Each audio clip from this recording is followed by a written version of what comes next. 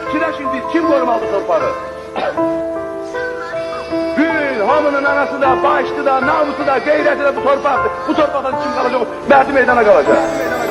Məkanın cennet, cennet olsun oğul. Qəbrin nurla, nurla dolsun oğul. Məkanın cennet, cennet olsun oğul. Qəbrin nurla, nurla dolsun oğul. Bugün şehidim köçtü evimizden, itti gözümüzden, ama gitmir kalbimizden. Bugün yine vətən ağlayır. Sen uyu şehidim, sen uyu mezarda.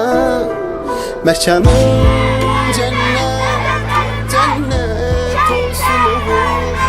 Qəbrin nurla, nurla dolsun oğul. Məkanın cennet, cennet olsun oğul. Qəbrin